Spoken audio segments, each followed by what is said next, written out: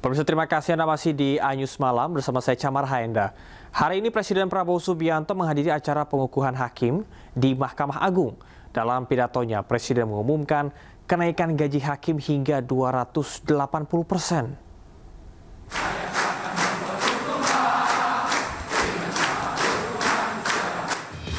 Presiden Prabowo Subianto didampingi Ketua Mahkamah Agung Sunarto, Mensesnek Prasetyo Hadi hingga Seskap Teddy Indrawijaya disambut yel-yel yang dinyanyikan para calon hakim saat memasuki ruang acara. Pengukuhan hakim di tahun ini dilakukan setelah 5 tahun negara tidak mengangkat hakim. Pengangkatan hakim kali terakhir pada tahun 2020. Hari ini mengumumkan bahwa gaji-gaji hakim akan dinaikkan demi kesejahteraan para hakim dengan tingkat kenaikan bervariasi sesuai golongan, di mana kenaikan yang tertinggi mencapai 280%.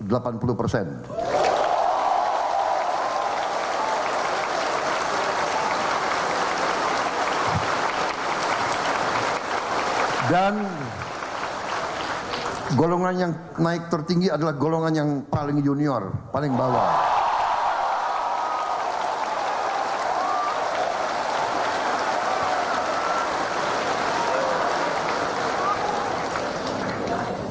Tapi semua hakim akan naik secara signifikan, ya, secara signifikan. Dan saya monitor terus.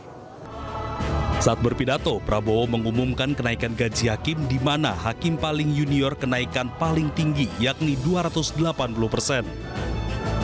Sebanyak 1.451 hakim terdiri dari 921 orang untuk peradilan umum, 362 orang peradilan agama, 143 untuk peradilan tata usaha negara, dan 25 peradilan militer. Sedangkan penempatan mereka akan disebar di pengadilan-pengadilan kelas 2 di seluruh Indonesia. Dari Jakarta, Yasmin Atania, Bagus Prasetya Adi, iNews melaporkan. Pemerintah mengubah Undang-Undang Mineral dan Batubara untuk membuka akses yang lebih luas kepada UMKM dan juga koperasi. Menteri SDM Bahlil Lahadalia segera menerbitkan izin tambang untuk UMKM. Sementara Menteri UMKM Maman Abdurrahman menegaskan peluang ini ditujukan bagi usaha kecil dan menengah yang sudah profesional.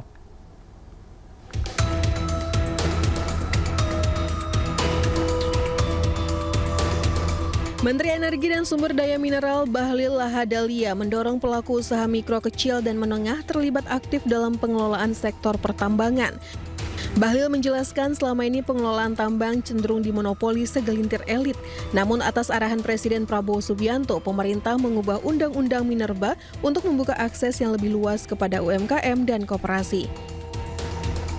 Kami rubah atas petunjuk Bapak Presiden Prabowo, kami rubah itu Undang-Undang Minerba. Yang dulunya tambang itu hanya dikuasai oleh segelintir orang atau hanya orang-orang hebat. Begitu undang-undang saya rubah dan sudah selesai atas arahan Pak Presiden, maka UMKM dan koperasi pun berhak untuk memiliki tambang. Ya, PP tambang sebentar lagi selesai. Kalau Menteri SDM itu ngomong konsep iya tapi juga harus eksekusi. Jangan cuma omong-omong gak ada eksekusi, berat nanti. Nah, silakan cari UMKM yang bagus, yang layak untuk kita kasih prioritas tambang untuk di daerah-daerah. Sementara Menteri Usaha Mikro, Kecil, dan Menengah Maman Abdurrahman menegaskan peluang ini ditujukan bagi usaha kecil dan menengah yang sudah profesional. Badan usaha kecil dan menengah tersebut harus berada di tempat pengajuan tambang. Si UMKM bakal menggait investor? Saya pikir saya harus bilang bahwa ini lagi dalam proses pembahasan. Tentunya kami nanti tunggu saja setelah rampung pembahasan PP-nya. Kalau saya sampaikan sekarang nanti malah menimbulkan tafsir yang macam-macam.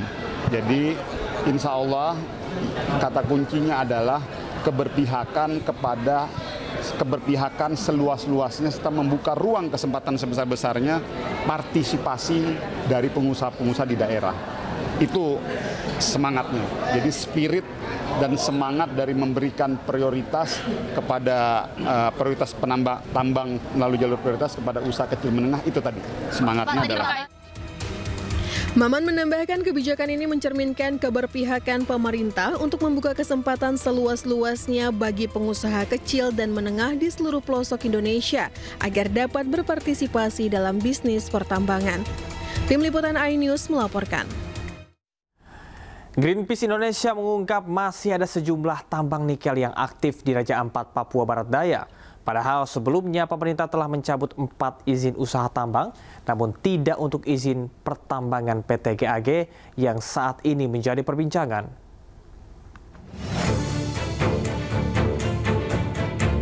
Greenpeace Indonesia mengungkap masih terdapat sejumlah izin pertambangan nikel yang aktif di wilayah Raja Ampat. Juru kampanye Hutan Greenpeace Indonesia Ade Ari Rompas menyebut ada 16 izin tambang nikel yang pernah dan masih berlaku di Raja Ampat. Dari 16 izin tersebut, 13 diantaranya berada di kawasan Geopark Raja Ampat yang selama ini dikenal sebagai salah satu ekosistem paling berharga dan unik di dunia. Bahwa pencabutan izin yang dilakukan diumumkan oleh Menteri SDM setelah bertemu dengan Bapak Prabowo, ini masih menjadi pertanyaan besar. Sehingga kita penting mengawal bagaimana sebenarnya yang kami bilang surga terakhir ini betul-betul terlindungi. Ini data-data yang kemudian kami lihat. Jadi bukan hanya Pulau Gak saja juga yang bermasalah, tapi potensial untuk dihidupkan kembali itu masih sangat memungkinkan. Sebelumnya pemerintah mencabut 4 izin usaha tambang nikel di Kabupaten Raja Ampat, Papua Barat Daya. 4 perusahaan yang dicabut izin tambangnya adalah PT Anugerah Surya Pratama, PT Mulia Ramon Perkasa, PT KW Sejahtera Mining, dan PT Nurham.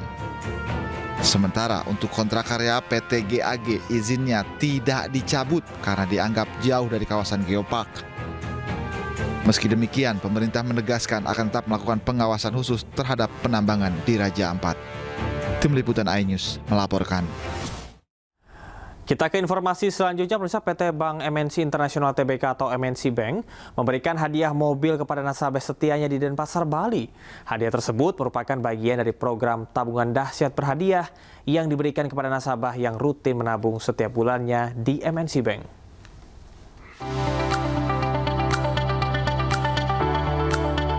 Rona bahagia terpancar dari wajah Iwayan Suyatna, nasabah setia MNC Bank di cabang Denpasar, Bali. Puluhan tahun menjadi nasabah MNC Bank, akhirnya kesetiaan Iwayan Suyatna dibalas dengan hadiah 1 unit mobil Hyundai Stargazer melalui program tabungan dahsyat berhadiah. Penyerahan hadiah langsung diberikan oleh Presiden Direktur MNC Bank Rita Montakna di kantor MNC Bank cabang Denpasar, Bali. Ini luar biasa karena saya tidak menyangka akan bisa mendapatkan hadiah tabungan dahsyat dari MNC Bank, dan ini kami sangat bersyukur karena ternyata kopi itu jatuhnya biasa.